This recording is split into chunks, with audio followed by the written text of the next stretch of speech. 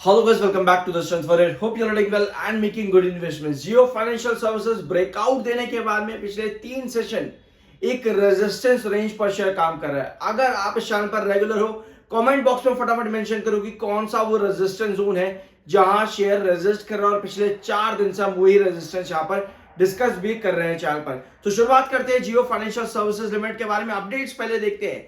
जियो black rock mutual funds एक बड़ी update और आई है क्योंकि जीरो कमीशन, जीरो फीस, बिना किसी पैसे के जियो ब्लैक रॉक म्यूचुअल फंड उसी तरह से काम करेगा जिस तरह जियो टेलीकॉम शुरुआत हुई थी.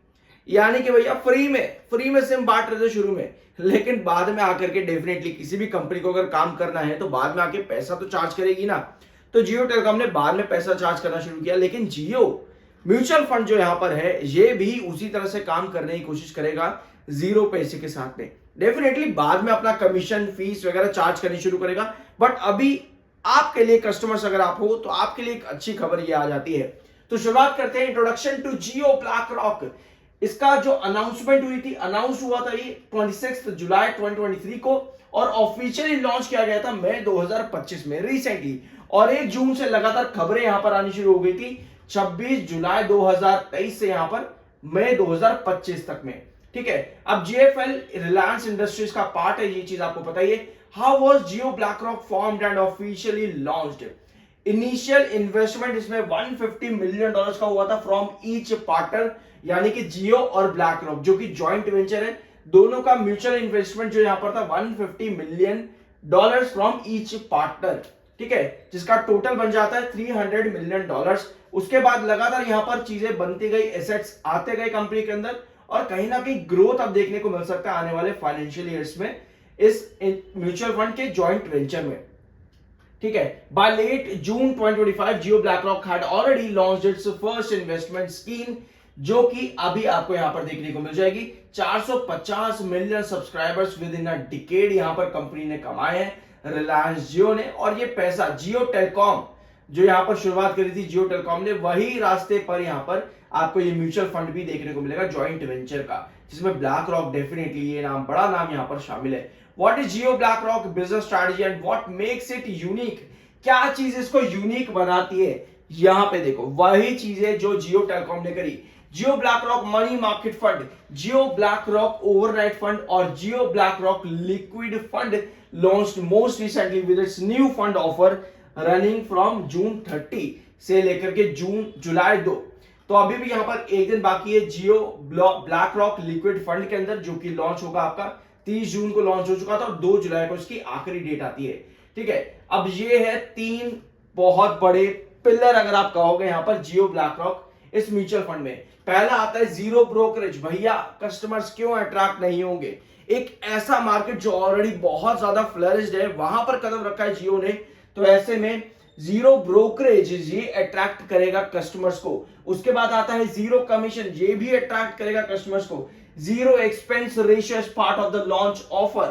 तो भैया ये तीनों ही लॉन्च ऑफर के प्लान है यहां पर कंपनी के, तो ये तीनों ही कस्टमर्स को डेफिनेटली अट्रैक्ट करेंगे. और अच्छी चीज ये है कि ये जो पूरा का पूरा प्लान का लॉन्चिंग है, मतलब without any costing, without any expense, without any fees, ये रूरल और अर्बन कनेक्टिविटी के लिए यहां पर दिया गया है, ताकि एक बैकबोन स्ट्रांग हो सके, इस पूरे म्यूचुअल फंड के आधार यहां पर बन सके.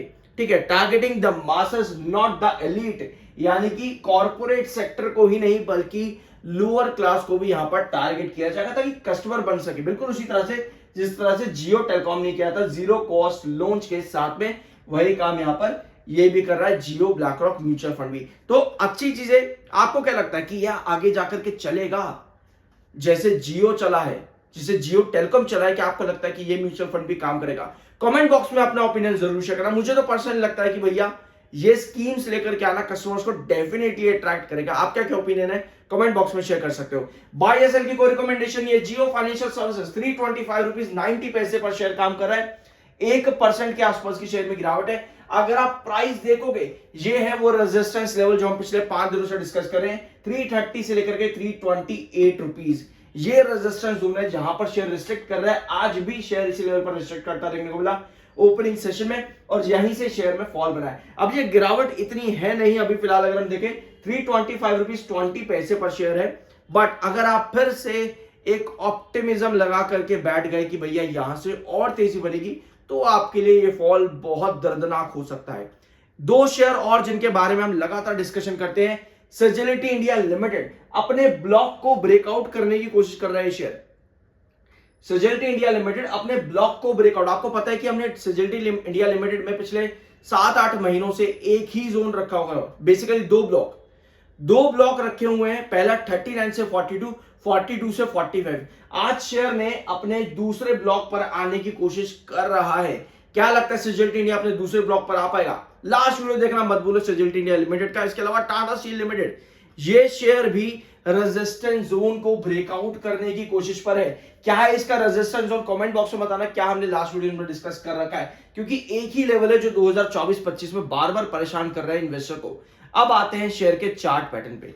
तो ये है कंडीशन अभी स्टॉक के अंदर, एक बहुत स्ट्रॉन्ग ब्रेकआउट 282 रुपीज के प्राइस से अपने रेजिस्टेंस को सपोर्ट बनाता हुआ अब जो आपका रेजिस्टेंस है वो है 328 से 332। प्रॉपर मार्क करते हैं इसको यहां पर एक बार, मैं आपको प्रॉपर लेवल बता दूं। जो ये हॉरिजॉन्टल आपको दिख रही है यहां पे 330, यस 328 से 330 रुपीज। 4 सेशन लगातार शेयर यहां पर रिस्ट्रिक्ट कर रहे हैं, लेकिन हमको क्या चाहिए? 1 से 2 सेशन और। अगर शेयर इसी रेंज पर टिकता है, यानी कि एक हैंगिंग सपोर्ट बनाता है, तब हम पॉसिबिलिटी लेंगे कि शेयर इस रेजिस्टेंस को ब्रेकआउट कर सकता है। लेकिन ये रेजिस्टेंस बना क्यों है? सेलिंग। अब आप कहोगे यार प्रॉफिट बुकिंग अगर यही एक मुद्दा है तो फिर भैया मार्केट में कर क्या रहे हैं? सब कोई लॉन्ग टर्म इन्वेस्टर क्यों नहीं बन जाते? सब कोई लॉन्ग टर्म इन्वेस्टर बनेंगे तो शेयर में गिरावट ही नहीं आएगी, क्योंकि कोई बेचेगा ही नहीं, कोई प्रॉफिट बुकिंग करेगा ही नहीं। बहुत कॉमन सेंस वाली चीजें आती है कि भैया जब कोई बेचेगा ही नहीं तो प्रॉफिट बुकिंग ही नहीं होगी, तो शेयर तो भागते रहना चाहिए। लेकिन हर स्टॉक पैटर्न को फॉलो करता है। चार्ट पैटर्न बहुत जरूरी चीज होती है। इसी वजह से मैं आपको बताता हूं कि पास्ट पैटर्न हमेशा देखा करो, ठीक है। 330 से 328 ये आपका रेजिस्टेंस जोन है शेयर में। अगर आप यहां पे देखोगे, यहां पर भी शेयर ने इस लेवल पर रेजिस्ट किया, कंसोलिडेशन किया, जिस तरह से अभी कर रहा है। यानी कि आपका रेजिस्टेंस कंसोलिडेशन जोन अगर हम पास्ट पैटर्न के अकॉर्डिंग जाए तो 330 से लेकर के 322 रुपए के बीच में है। 330 से 322। अगर यही चीज यहां पर पास्ट पैटर्न पे कंटिन्यू होती है तो आपको फर्दर मोमेंटम बनता देखने को मिल सकता है according to past pattern. Buy या सेल की कोई रिकमेंडेशन नहीं है, खरीदना या बेचना आपकी जिम्मेदारी, आपका पैसा, ठीक है। वापस आते चार्ट पैटर्न पे, ये रहा, गिव मी 1 सेकेंड, ठीक है। अब हमें चाहिए, जब शेयर पहली बार 328 और 330 के पास आया था तो हम क्या करेंगे? हम यहां पे आएंगे। यहां पर मार्च 2024 में भी आपको यही चीज नजर आ रही है कि 328 से लेकर के 330 पर शेयर ने मार्च 2024 में भी रिस्ट्रिक्ट किया था और कंसोलिडेशन हैंगिंग सपोर्ट बनाते हुए ब्रेकआउट दिया था नेक्स्ट। और वही चीज आपकी अभी फिर से देखने को मिल रही है 2025 के अंदर भी। तो आपको कहीं ना कहीं बार बार जब भी कोई शेयर एक बड़ा फॉल लगाए, अपना ऑल टाइम लोज के पास आए, तब आपको देखना पड़ता है कि भैया पास्ट पैटर्न्स कैसे थे, शेयर ने किस तरह से काम किया था। वही चीज 382 पे हमने डिस्कस करी थी, 392, 305, 310, और अभी भी वही चीजें चल रही हैं। अगर शेयर यहां पर ब्रेकडाउन देता है, यानी कि गिरावट करता है, 320 पर नहीं टिकता जो पास्ट पैटर्न पर नजर आया है, हैंगिंग सपोर्ट यहां नहीं लेता 330, 328 पे, तो हमारे पास नेक्स्ट सपोर्ट जोन आ रहा है 305 से 310 रुपए चार्ट पैटर्न के अकॉर्डिंग। ये मैं नहीं कह रहा, ये चीज आपको दिख रही है। बाकी देखो आपकी अपनी मर्जी है, आपका ओपिनियन अलग हो सकता है, डेफिनेटली अलग हो सकता है। आपके अकॉर्डिंग शेयर यहां से सीधा 400 जाना चाहिए, हर कोई यही चाहेगा, कोई भी शेयर होल्डर यही चाहेगा कि यहां से 400 जाए, नीचे आई ना। एज एन इन्वेस्टर मैं भी यही चाहूंगा, बट जो चीज है वो तो भैया देखनी पड़ेगी। गिरावट बढ़ना मार्केट का काम है, ये मार्केट का हिस्सा है, आप उसको छीन नहीं सकते मार्केट से। बाकी आपका अपना ओपिनियन है, बाय सभी कोई रिकमेंडेशन नहीं है। मिलते हैं अगले वीडियो में।